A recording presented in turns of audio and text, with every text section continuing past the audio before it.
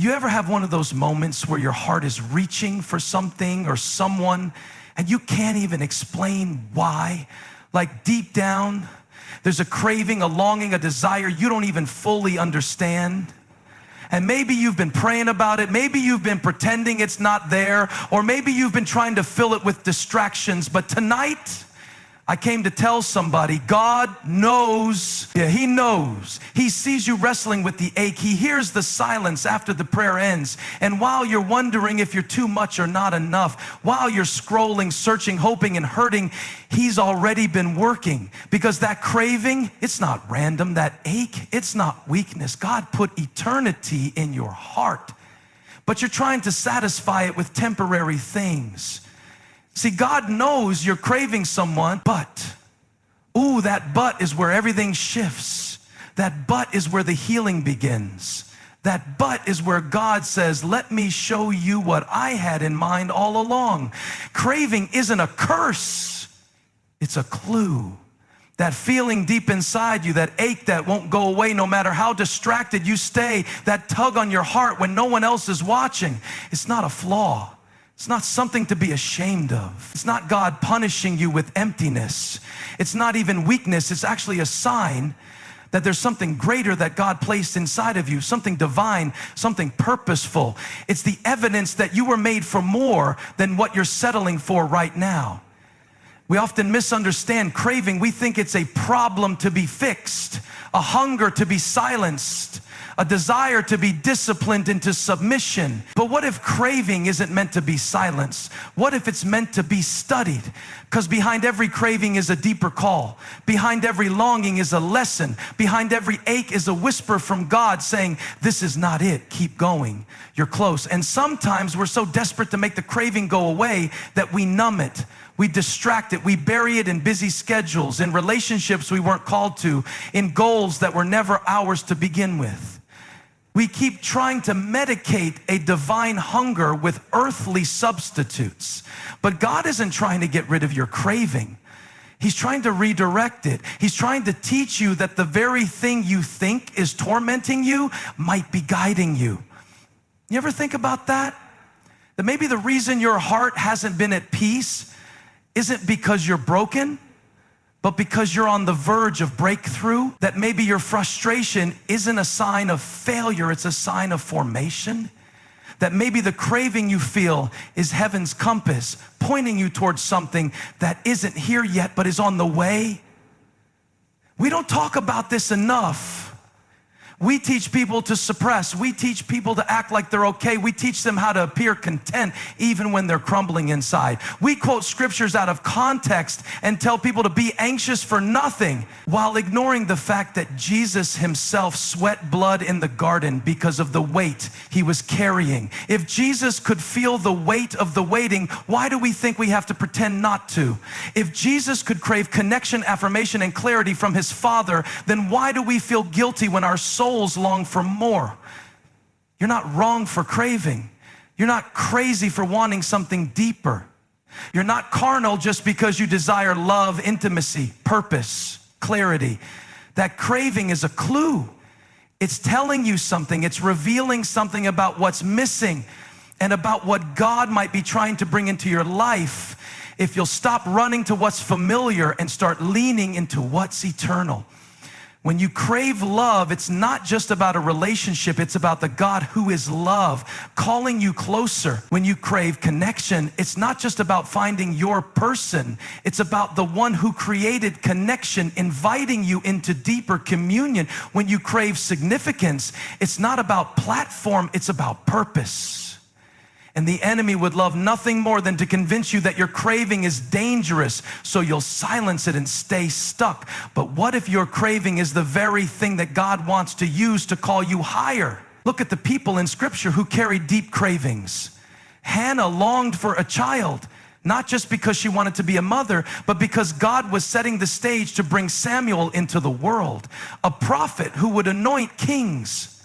David craved the presence of God so deeply that he wrote psalms from caves while being hunted, crying out from his soul, as the deer pants for the water, so my soul longs for you, O God. Jesus himself said, Blessed are those who hunger and thirst for righteousness, for they will be filled. That sounds like craving to me.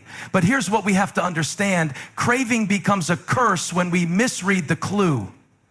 When we try to answer spiritual hunger with physical fixes. When we reach for who's available instead of who's assigned.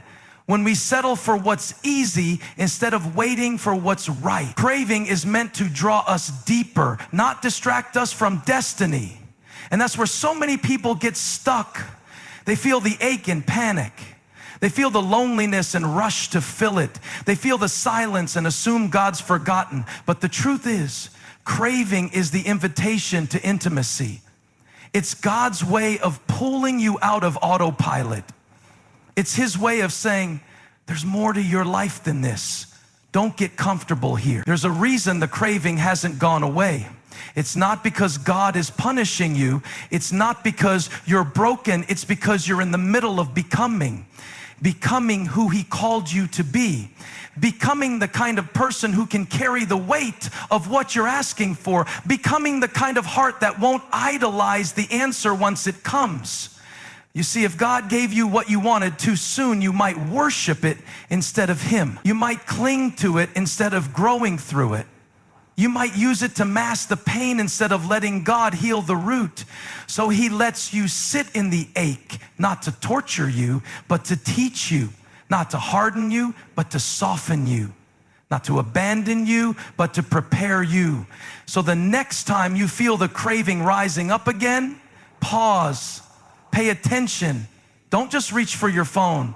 Don't just open another dating app. Don't just call someone who makes you feel wanted for a moment but leaves you emptier than before. Ask yourself, what is this craving really about? What is it pointing me toward? What if this craving isn't just about someone else? What if it's about something God is trying to grow in me? Because sometimes God will use the absence of what you want to amplify the presence of what you need. He'll let you feel the void so clearly that you finally realize no one else can fill it but Him. And from that place, when you finally stop trying to shut down the craving and start bringing it to Him, something begins to shift. You stop striving, you start listening, you stop rushing, you start trusting, you stop searching out of desperation and start walking in discernment. You realize that your craving wasn't your enemy, it was your compass. It wasn't a detour, it was direction. The most dangerous thing you can do with your craving is ignore it. The second most dangerous thing you can do is hand it to someone who can't handle it. Because not everybody is called to the depths of your desire. Not everybody has the capacity to hold what you're hoping for. And sometimes God will delay the fulfillment not because He doesn't want to give it to you, but because He refuses to let you settle for a version of it that would break you. That craving you feel, it's not a mistake, it's a message. God is showing you where you're still looking outward instead of inward, where you're still trying to be filled by something you were only meant to be pointed by. You can't silence a God-given craving with a man-made solution. You can't fix spiritual hunger with surface level satisfaction. That's why it never works. That's why it never lasts. That's why you keep ending up in the same cycle of hope and heartbreak, because you're trying to answer the craving without asking the Creator what it's there for in the first place. And He's patient. He's kind. He'll let you wander. He'll let you explore. He'll let you exhaust every option until you finally realize that the thing you were craving was never them, it was Him. So don't curse the craving. Don't resent it. Don't run from it. Study it. Bring it to God. Let Him interpret it for you. Let Him reveal what it's really about. Let Him show you how to steward it instead of suppress it. Because that craving might just be the clue that leads you into the next level of your calling. What you're longing for may be valid, but your timing might not be. There's a difference between having a real, deep, God-given desire and expecting that desire to be fulfilled on your own terms, in your own way, and on your own schedule. Just because the longing is right doesn't mean the timing is. And that's where so many people get tripped up. We assume that if it's from God, it should happen now. If it's pure, it should be easy. If it's meant to be, it shouldn't take this long. But God isn't just interested in giving you what you want. He's committed to growing you into the kind of person who can handle what you're asking for. You can have a promise from God and still have to wait. You can be ready in your heart and still not be ready in your life. You can be mature in one area and still be growing in another. That tension doesn't mean the desire is wrong. It means God is shaping your capacity to carry it. Because here's the thing about divine timing. It's not just about when you're ready to receive it. It's about when the world is ready for what you're carrying. Sometimes the delay isn't even about you. It's about the way your story intersects with someone else's. It's about how your journey fits into a bigger picture that only God can see. And that's hard. It's hard to wait when your heart feels full of fire. It's hard to stay faithful when the longing doesn't go away. It's hard to trust when you see other people getting what you've been praying for. And it's especially hard when your desire is not shallow, it's sacred. You're not just craving companionship, you're craving covenant. You're not just looking for recognition, you're longing for purpose. You're not just asking for success, you're asking for significance. And yet it seems like the more serious your desire becomes, the longer the wait stretches out. You start asking questions. Am I doing something wrong? Is God even listening? Did I miss my moment? Did I mess it up? Or worse, was it never meant for me at all? And the enemy will use that waiting season to whisper lies. He'll try to convince you that God is holding out on you, that maybe you're too much or not enough, that your dreams are delusional, that your expectations are unrealistic. But listen, just because the wait is long doesn't mean the word wasn't real. God isn't bound by your schedule. He's not intimidated by your impatience, and he's certainly not pressured by your timeline, because what you think is a delay might actually be divine protection. What you perceive as denial might be God's way of developing your discernment. If he gave it to you too soon, you might mishandle it, you might idolize it, you might wrap your whole identity around it and forget who gave it to you in the first place. God is a good father, and a good father doesn't give a child the keys to the car just because they ask nicely. A good father waits until the child has been trained, tested, and trusted not to be cruel, but to protect both the gift and the one receiving it. So yes, your longing might be legitimate. Yes, it might line up with his word. Yes, it might even be planted by the Spirit. But none of that means it's supposed to be fulfilled today. God is more interested in your transformation than your timeline. He wants to do something in you before he does something for you. Because when the desire is big, the preparation has to be deeper. The more weight a thing carries, the stronger the foundation has to be. And if you rush the process, you risk crumbling under what you were supposed to carry with strength. Think about Joseph. God gave him dreams of leadership, of influence, of being elevated. And those dreams were real, but they didn't come to pass overnight. He had to go through betrayal, slavery, imprisonment, and years of being overlooked before the dream came true. Why? Because the dream was true, but the timing had to be tested. Joseph had to grow into the man who could handle the weight of that leadership. If God had elevated him too soon, he wouldn't have had the character to sustain it. But because he stayed faithful in the process, the dream was fulfilled, and it wasn't just about him. It was about saving a nation. Timing matters. David was anointed king while he was still a shepherd boy. The oil fell on his head. The promise was spoken, but he didn't go straight to the throne. He went back to the field. He went back to the sheep. He spent years running from Saul, hiding in caves, questioning his future. Not because the calling wasn't real, but because the timing had to align with the purpose. And in the waiting, he learned how to worship. He learned how to lead. He learned how to fight battles that didn't involve swords, but required surrender. That's what God does in the waiting. He's not wasting your time. He's training your hands for war. Even Jesus waited 30 years of life before 3 years of ministry. The Son of God, fully divine, yet fully submitted to the Father's timeline. He knew who he was. He knew what he came to do, but he also knew when to start. And if Jesus didn't rush his purpose, why do we think we should? Why do we get mad at God when it doesn't happen on our schedule? As if the creator of time doesn't know what he's doing. Waiting is not punishment. It's preparation. It's not the enemy of your calling. It's part of the equation. But waiting will test you. It will test your faith, your motives, your patience, your trust. It will expose whether you want the thing or whether you want the God behind the thing. It will force you to choose between striving and surrendering. And it's in that space, in the gap between longing and fulfillment, that God does some of his deepest work. He peels back the layers. He refines your desires. He detoxes your dependency on outcomes and teaches you how to worship with empty hands. Because it's easy to praise God when the promise is in front of you, but real faith is when you praise Him when all you have is a word and a wait. So maybe the longing you feel is not a sign to move, it's a sign to root, to go deeper, to dig into the soil of His word and trust that He's cultivating something beneath the surface.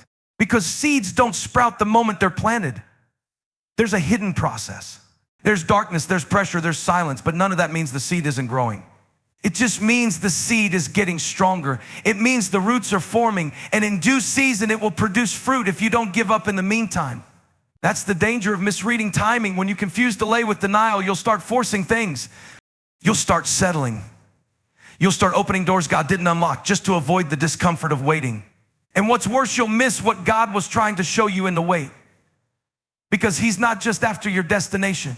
He's shaping your posture, your perspective, your priorities. He's making sure that when the blessing comes, you don't lose yourself in it.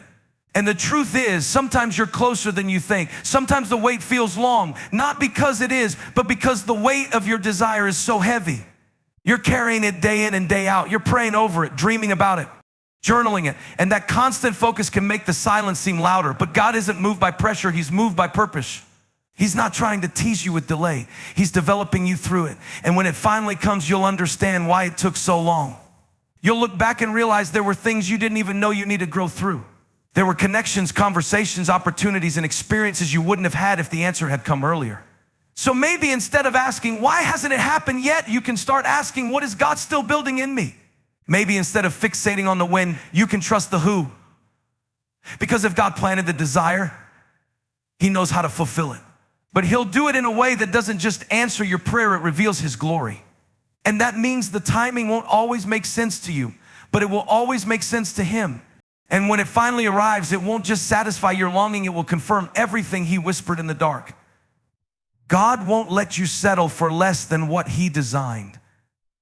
That sounds simple on the surface, but it's a powerful truth that runs deep when you really think about it.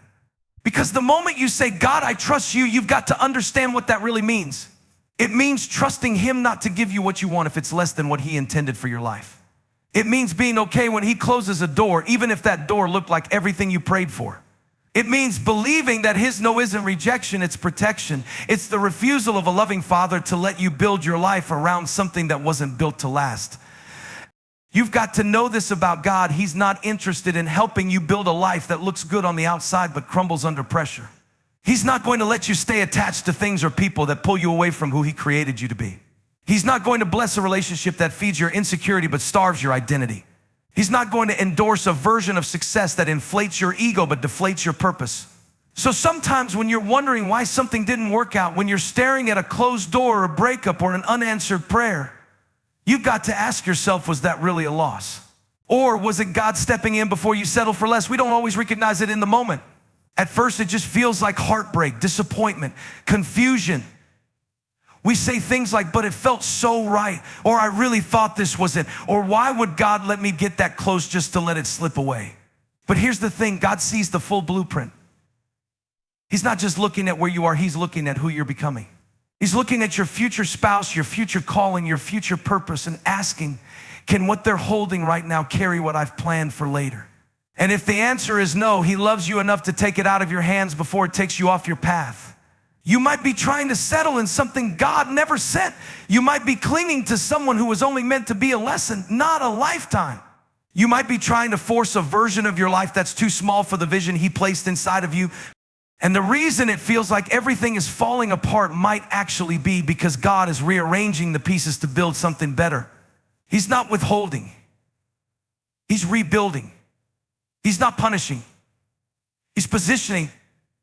He's making sure you don't get so attached to a counterfeit that you miss the real thing when it shows up. And that's the tough part, because when you're in it, it doesn't feel like love. It feels like loss. It feels like waiting too long. It feels like unanswered prayers.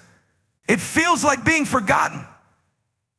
But love sometimes looks like letting go. It looks like unanswered text messages that were never meant to be answered.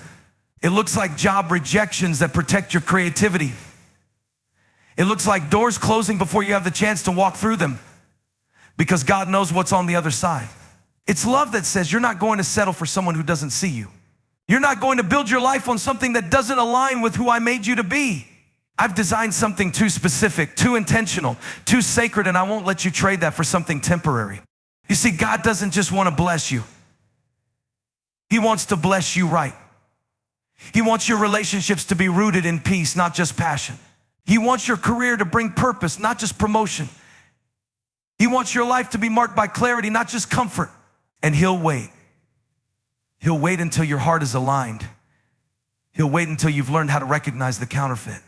He'll wait until you've stopped chasing validation and started living from identity. Because once you know who you are in Him, you stop settling for people or things that only affirm the parts of you you're already unsure about. Let's be honest, we settle when we forget who we are. We settle when we get tired of waiting. We settle when we start believing that maybe this is as good as it gets. And that's exactly when God steps in. Not because He's trying to ruin your plans, but because He's trying to protect your patik. He's trying to remind you that just because it looks good doesn't mean it's God. Just because they make you feel seen doesn't mean they're sent. Just because it came fast doesn't mean it's going to last. God's design for your life is not basic. It's not second rate. It's not plan B. It's intentional. And if He's taking His time with it, it's because He's building something custom. Something you won't have to beg for. Something you won't have to compromise yourself to keep. Something you won't have to shrink to fit into. And He'll let every counterfeit walk away before He lets you miss what's meant for you. That's the kind of Father He is. Sometimes the fight isn't between good and evil, it's between good and God. Between what looks safe and what's sacred. Between what's available and what's anointed. And it takes real maturity to say, even though I could settle here, I won't. Even though this feels comfortable, I know it's not complete. Even though this fills a void, it doesn't fit the vision. Because when you start valuing what God has spoken over what your feelings are screaming, that's when everything changes. That's when you stop asking for things just to fill the emptiness and start asking for the things that actually feed your soul. God's not going to let you marry someone who distracts you from your mission. He's not going to let you build your future on someone who doesn't even have the character to stay present.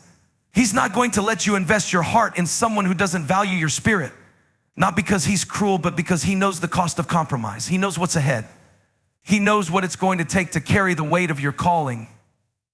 And He knows that settling now will only sabotage what's coming later. You might think you're ready, but God sees what still needs healing. You might think it's time, but God sees the hidden pride, the unresolved pain, the lingering insecurity. He's not just focused on who you're going to be with, He's focused on who you're becoming. Because who you are becoming will determine what you can sustain. It's not enough to meet the right person, you have to be the right person. It's not enough to land the right opportunity, you have to have the right mindset to handle it. And if that means more time in the wilderness, more time in the waiting, more time in the not yet, then so be it. Because God won't let you settle for less than what He handcrafted with you in mind. The reason it feels like nothing else is working might be because you've outgrown the place where you used to compromise. You've matured past what used to satisfy you. You've been stretched, refined, transformed. And now what used to be enough no longer fits. You're not being picky, you're being prepared.